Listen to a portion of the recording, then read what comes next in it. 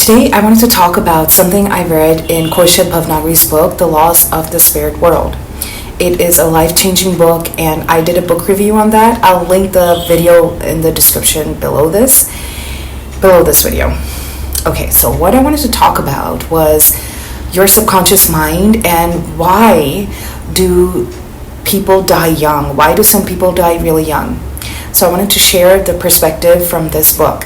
And in case you don't know anything about this book, it is kind of like a spiritual instruction. It's a manual on how to live your best life here on earth from a spiritual perspective. And if you don't know anything about Khorshed Bhavnagri, let me just tell you real quick. She was an Indian Parsi woman, and she lost her sons, unfortunately, in a tragic car accident in the 80s. Both her sons passed away, and her life came crashing down until something miraculous happened.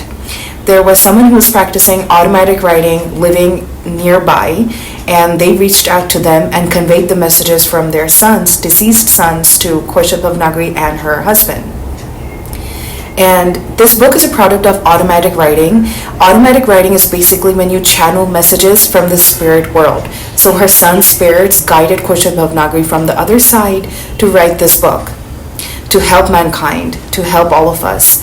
And I have so many copies of this book. I gifted it to like-minded individuals who are interested in spirituality, who have basic enlightenment, and the afterlife, parapsychology, paranormal, whatnot, all that good stuff. If you're interested in that field, then this book is definitely for you. It is a spiritual gem. Now, getting back to what I wanted to share with you guys today. Now, if you don't know, I'm guessing you obviously do, we have a conscious mind, and then we also have the subconscious mind. So the subconscious mind is the real you. It is our higher self. Now, there's a question addressed in the book as to why do we not remember anything at all from our previous lifetimes. It's explained really easily and clearly. It's because the conscious mind is always at war with thoughts, with situations, with happenings all around you. And the subconscious mind actually has the memory of everything, of all of your lifetimes, of the universe since the inception of life itself, since the inception of time, beginning of time. It's part of who you are. It's that God particle in you, your higher self. And the reason why God is kind enough not to, give you that memory is so that you can live your life afresh. It can be a fresh start from you in this lifetime to learn all your spiritual lessons, and also to free you from that burden of all the memories you've gone through before, any hardships, any difficult times, so you are not hindered in your spiritual progress while you're here on earth during this lifetime. Okay. Now, the reason why some souls choose to leave their body early, to leave earth and pass away, is because they're really good souls and they were born to do good. They came to help others and to they're very evolved beings, and they can't take the pain and the evil on this planet. They just can't. Sometimes it gets too overbearing for them, and without the knowledge of their conscious mind, their subconscious mind actually appeals to God Almighty to help call them back home, because they might have signed up with too much of karma to clear out in this lifetime, and they can't take it anymore. And that's why they appeal to God subconsciously. They do that to call them back home. That is one interpretation given in this book. I personally kind of agree with this because, they do say that good people, God calls his favorite children first, like something like that. God calls good people before time because he meets them in heaven. Well, this could be the truth to that, why this happens. They're too good for this planet, and maybe all the evil around is just too much for them to bear. And that is literally why they go back.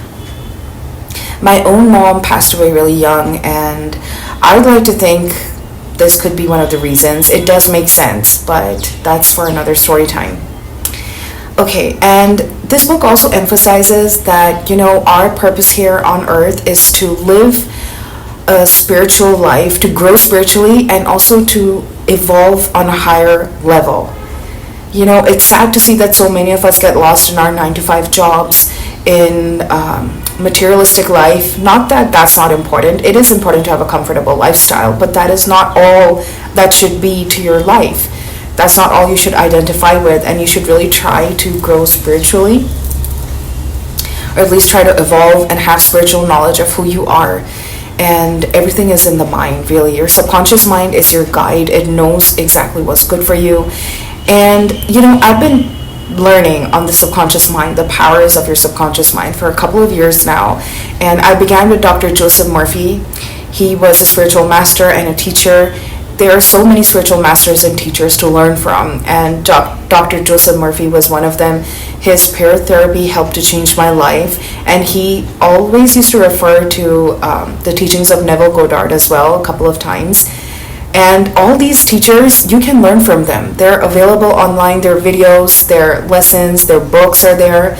And I really do agree. I'll quote Dr. Joe Dispenza in this regard, that in the age of information, ignorance is a choice. If you are feeling confused or overwhelmed in life, you don't always have to go to somebody. And sometimes there might be nobody to understand you or hear you out. So you don't have to pay a therapist to help you. I'm not saying that therapists are not important. If that's what you need, then go ahead with that. But how do you help yourself spiritually?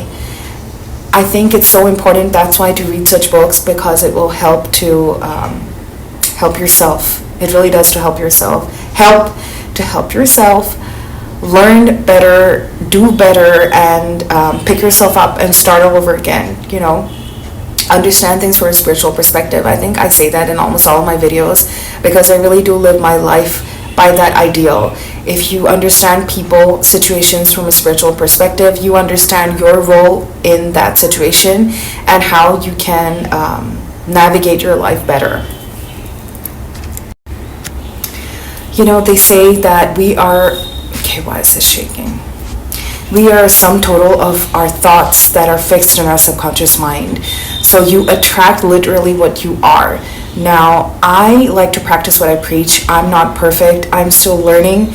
And I like to see my life as a work in progress. I myself am a work in progress. So the reason why I'm sharing this is because it's important to come back to these teachings, to get back to your center and focus on what really matters. So every time you have a thought in your mind that aligns with your future self, what you want in future to manifest, it gets you closer to achieving that. It really does.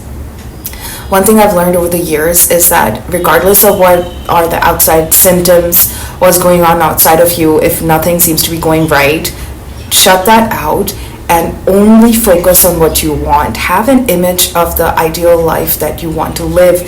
See yourself as the best version of yourself, and if you keep focused on that, fixated on that image, your life will respond. You can say, like, the higher self, the universe does respond. It brings these experiences as manifestations in your life.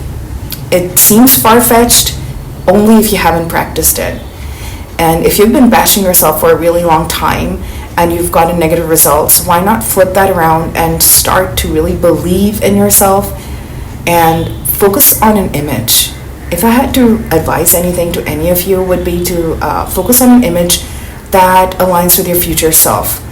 It could be seeing yourself healthy, bright, vibrant, positive, successful. And throughout the day, keep thinking about that. It might be hard to focus on that completely, but maybe every time you think something negative, that could be a radar alarm, to switch back to your positive image. And don't just focus on that image. Literally visualize that. Visualize the feel of having that in your life. How would it feel like? That's what a lot of these spiritual masters talk about. And I really agree, because I myself have practiced this before. You really need to visualize it. If you are down to your knees, perhaps the best thing to do in life is to pray. Pray to yourself, because there is a higher power within all of us. I thought I'd come out here and share a few thoughts and discuss these ideals with you, these important principles, you could say. And I really enjoyed these books. This book, Laws of the Spirit World. If you haven't gotten it, I highly recommend that you do.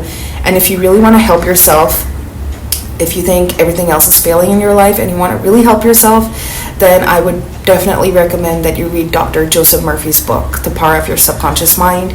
And also you can check out Dr. Joe Dispenza. He has many books as well. And just tune, if you don't have time to read, just tune into their videos and their lectures online, you know. Let your subconscious mind absorb all of that for you. If you're too weak to do anything, and if you're not getting up off your ass and doing all this for yourself, you don't have to. YouTube makes it so much more easier, where you can just listen to them.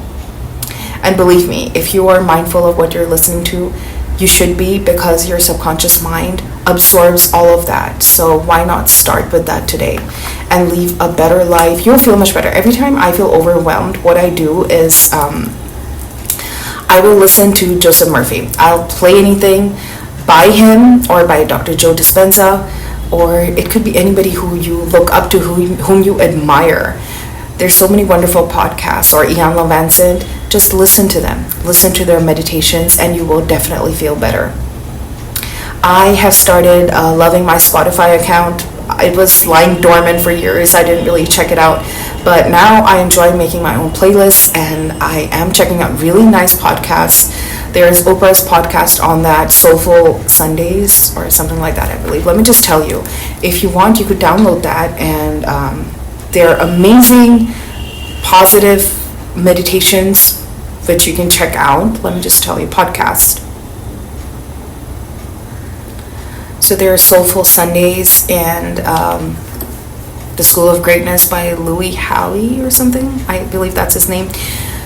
The bottom line is, you're not helpless. You're really not. In the age of information, ignorance is a choice. And you have books at your fingertips. You can read online. Even check Spotify. Just listen to it. Start now. Do it today. You'll feel a lot better. That's what I wish for you. I wish for you a lot of positivity, growth, happiness, and I hope you're smiling on the inside, always, as well as on the outside. But sometimes when your heart is weak, you need a strength booster spiritually. You can equip yourself with these spiritual, I won't really call it weapons, but it's like a spiritual boost. Okay, so thank you for listening in. These were my 2 cents on the power of your subconscious mind and soul talk. Let's call this a soul talk. Okay, so have a great day. Thank you so much for tuning in. I love you so much. I really do. If you like this video, share it with someone who might like it as well. And